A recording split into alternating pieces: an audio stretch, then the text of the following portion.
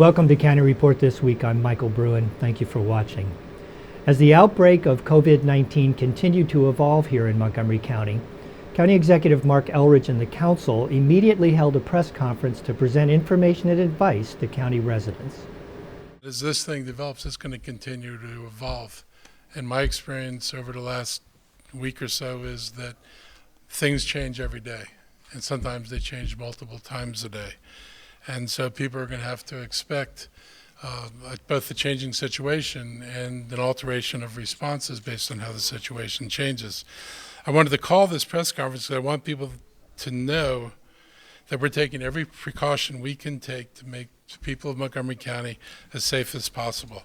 Today on the press conference, it was confirmed that Montgomery County Public Schools will be closed for a 2-week period beginning March 16th through March 27th. Over that 2-week period, we are going to focus on providing extensive cleaning in all of our schools and facilities so that when we are disinfecting and cleaning the areas in which our students have used and preparing those areas for their return after March 27th. I'd also like to share that we've been collaborating with our county partners and community advocates to make necessities such as meals available for our students who are in need. We are coupling our current structures that we use in cases like inclement weather and summer meals program and combining them with county resources to determine the best way to serve our students during this time. So those conversations are happening and we are preparing for that. We will share with our community and students the plan for educational activities and resources to utilize over the 2-week period that school is closed. We have planned to provide resources that are created specifically for elementary, middle, and high school students. So we'll be sharing through our various communication methods exactly what those resources will be and how they will be accessed by all of our students. One of the things that was said in the press conference by the governor's office was that, well, you could use spring break to make up the days. We need to understand that we will figure that out with our associations, with our community, all of those things. We have days printed on our calendar that we use as makeup, and there's a whole system that we know well about how that works. So I just want people not to cancel any plans right now. We'll be back in touch with you soon, but just let us think through this and figure out what makes the most sense given where we are right now today, because as Mr. Elrich said, everything has been changing hourly. The county also created a special web page at MONTGOMERYCOUNTYMD.GOV/coronavirus to provide a number of resources, including frequently asked questions, downloadable infographics, and videos from Montgomery County's health officer, Dr. Travis Gales. Overall, there's a host of recommendations that we have for folks. The biggest thing is washing hands, and I cannot underscore how important it is to wash your hands and practice good hand hygiene, making sure you also wash surfaces that you come into contact with to minimize your exposure to germs, to minimize other folks' exposure to potential germs.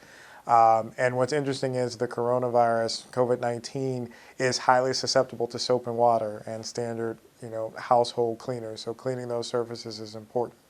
If you are symptomatic, whether it's with coronavirus or some other illness, it's important to make sure that you seek your necessary medical care and get the treatment that you need so that you get better. But in that time that you're symptomatic and not feeling well, we do encourage you to minimize your exposure to other folks. And that could mean staying home from school, staying home from work, because that cuts down and prevents the spread of whatever you have to other folks. In addition, we also make sure that people understand again, the risk factors associated with it, travel histories, those kinds of things, and certainly minimizing your contact with other people should they be symptomatic to cut down on your risk of exposure as well. Stay informed by using trusted sources for up-to-date information. And again, go to the county's webpage at MONTGOMERYCOUNTYMD.GOV/coronavirus to find out information on prevention techniques as well as links to the CDC and other resources. County Executive Marc Elrich says it's important people pay attention to the coronavirus without panicking. Elrich also said that there have been many issues with people being wary of their Asian American neighbors, but a disease doesn't care what your nationality is, and everyone is fighting this together. I think it's really important that people pay attention to this. I mean, We don't want people panicking. We don't want people, feeling, we've had issues with people feeling they don't want to be near their Asian neighbors and stuff like that. That's like really not necessary, and it's really not the source of the problem, and it's got a national dimension now. It's a disease, and once it's out there and people catch it, it doesn't care what your nationality is or where you came from. We're kind of all in this together. Coming up on County Report this week, the census is finally here. We'll tell you how to respond. And you've seen electric scooters around the county, and the council is now addressing some safety issues. Stay with us. County Report this week. We'll be right back.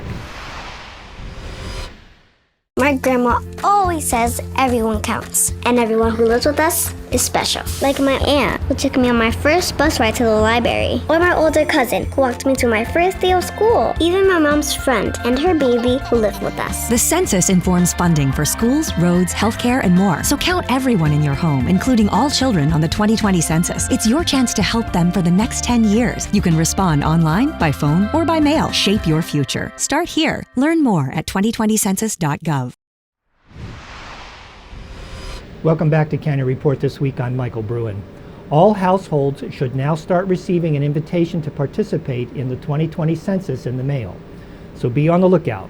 We need all county residents to participate in the census. The census directly impacts how much federal funding the state of Maryland will receive over the next 10 years. And every Marylander not counted costs the state just over $18,000 per person over 10 years. Completing the census is safe, private, and secure, and a complete and accurate way of counting everyone living in your home can prevent Maryland losing millions of dollars in federal funding that supports programs that benefit our county. Funding to support programs such as Supplemental Nutrition Assistance Program for women, infants, and children, Medicaid, Children's Health Insurance Program, and highway and transportation projects. The census can be completed online, by mail, or by phone. And I'm asking you for your support in fulfilling this important task so that we'll be better positioned to bring you the support and other services you need. Thank you. For more information and to complete the questionnaire, visit 2020census.gov. This week on the County Spanish Language Radio Show, we talked with the census lead specialist for Montgomery County who encouraged people to respond to the census. What people have been waiting for is finally here, 2020 census. So they're going to get their invitation this week.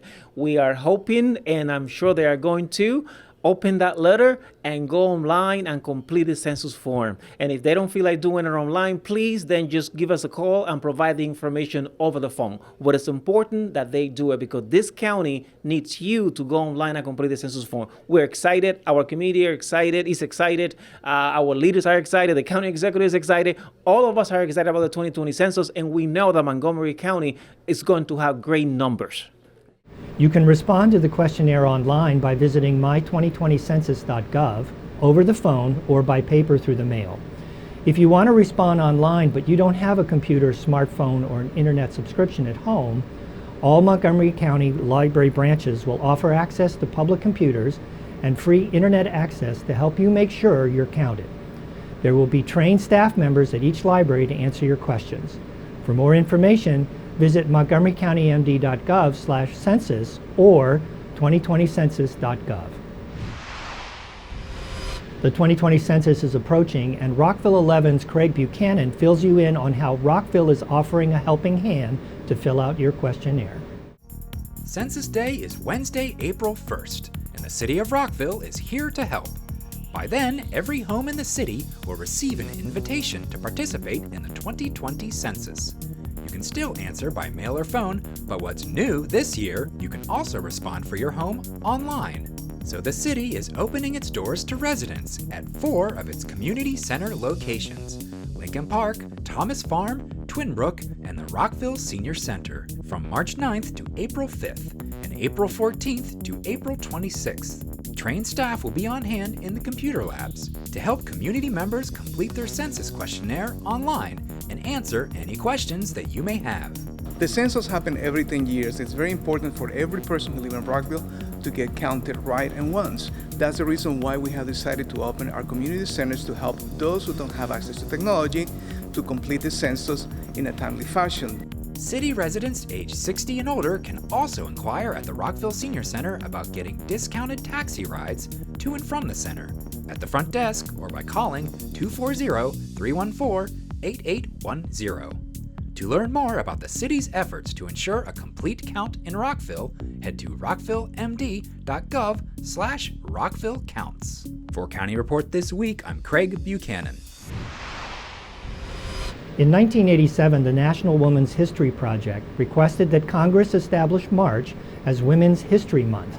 And recently, County Executive Elrich and Councilmember Navarro presented proclamations to a number of women and women's organizations that have contributed to the history, innovation, and culture of Montgomery County.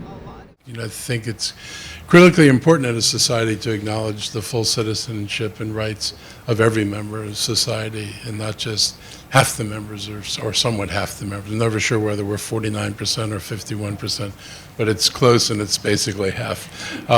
Women play an amazing role in this county. I have many women in my upper leadership. They play a really important role. They bring a different sensibility and I think sense of urgency to some issues. And I've always found the council of the women leadership in this county, your presence, your activities politically, socially, make it urgent for anybody who's thinking about making public policy to understand they have to listen to the voices of women in this community.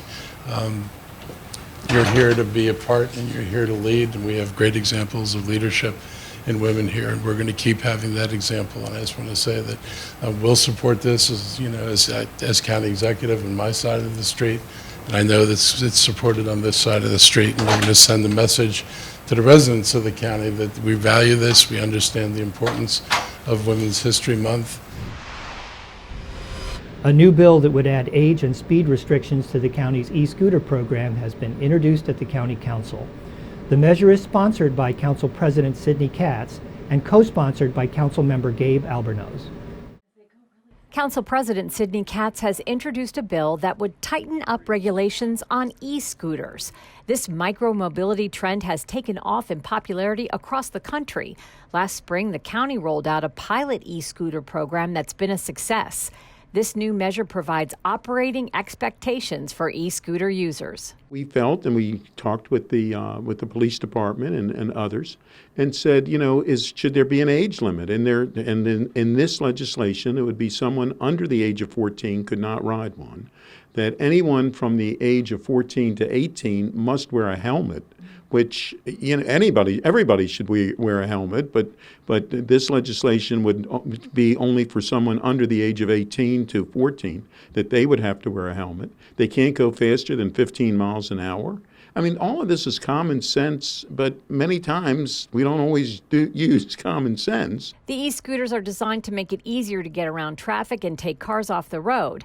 However, as more riders use this mode of transportation, the chance of injury grows.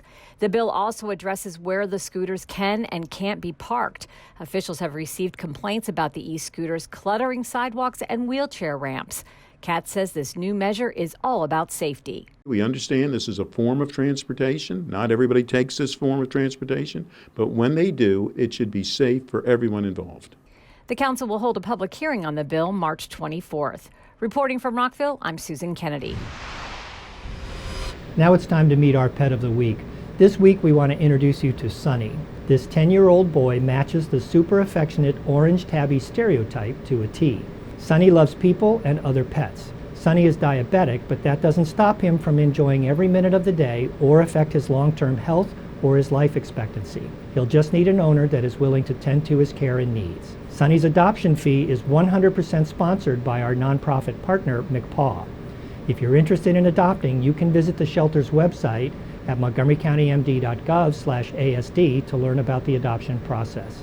And don't forget to follow Montgomery County Animal Services and Adoption Center on Instagram, Facebook, and Twitter at MCASAC. With that, we close this edition of County Report This Week. Remember, you can find more information about Montgomery County at MontgomeryCountyMD.gov or follow us on Twitter and Facebook. Join us again at this time every week for a look at what's going on inside Montgomery County. I'm Michael Bruen. Thank you for watching.